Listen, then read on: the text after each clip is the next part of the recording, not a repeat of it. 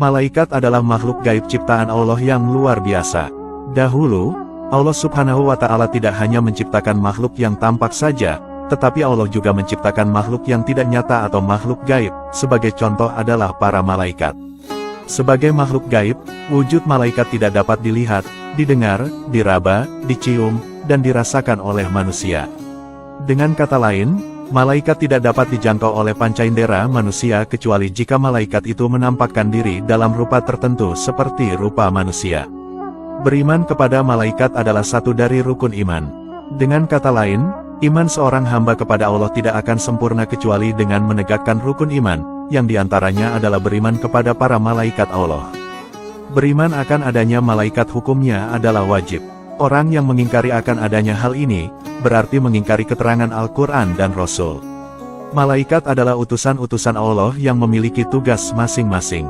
Allah Subhanahu wa Ta'ala berfirman, "Segala puji bagi Allah pencipta langit dan bumi, yang menjadikan malaikat sebagai utusan-utusan untuk mengurus berbagai macam urusan, yang mempunyai sayap, masing-masing ada yang 2, 3, dan 4.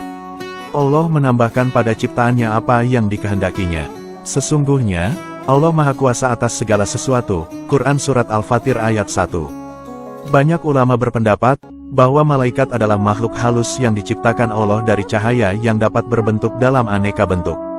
Para malaikat juga selalu taat mematuhi perintah Allah, dan sedikitpun tidak pernah membangkang. Para malaikat juga merupakan para tentara Allah. Allah menganugerahkan kepada malaikat yaitu akal dan pemahaman, lalu menciptakan bagi mereka naluri untuk taat, serta memberi mereka kemampuan untuk berbentuk dengan berbagai bentuk yang indah, dan memberi mereka kemampuan untuk mengerjakan pekerjaan-pekerjaan yang berat. Jumlah malaikat itu sungguh banyak.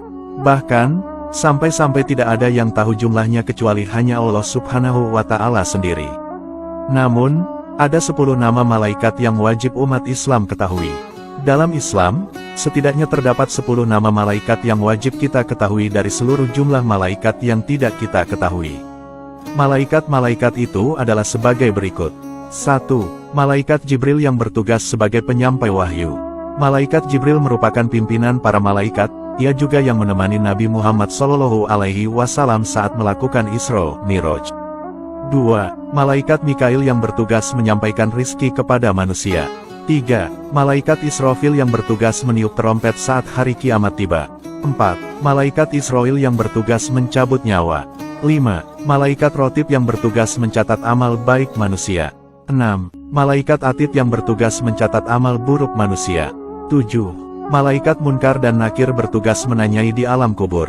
8. Malaikat Malik yang bertugas menjaga pintu neraka. Dan yang ke-9, adalah malaikat Ridwan yang bertugas menjaga pintu surga.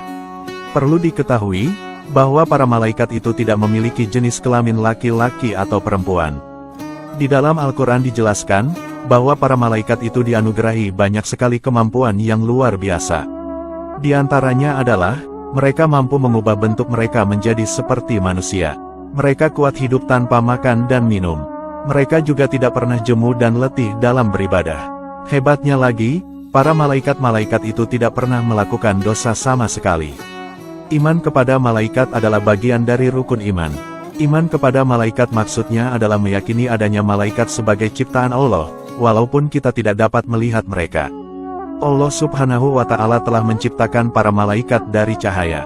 Para malaikat selalu bertasbih dan selalu takut dan taat kepada Allah Subhanahu wa Ta'ala.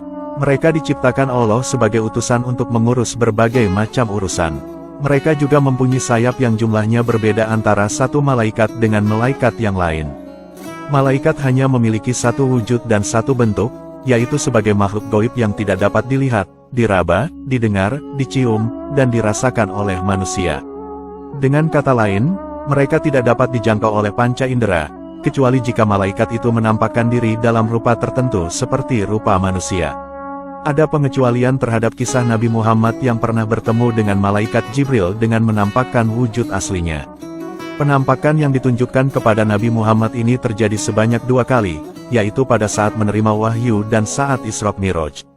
Adapun posisi malaikat terhadap Allah bukanlah siapa-siapa, melainkan mereka hanyalah sebagai makhluk ciptaannya. Mereka bukanlah anak-anak Allah, dan mereka juga bukanlah berjenis kelamin perempuan sebagaimana yang dikatakan oleh orang-orang non-muslim dalam kitab mereka.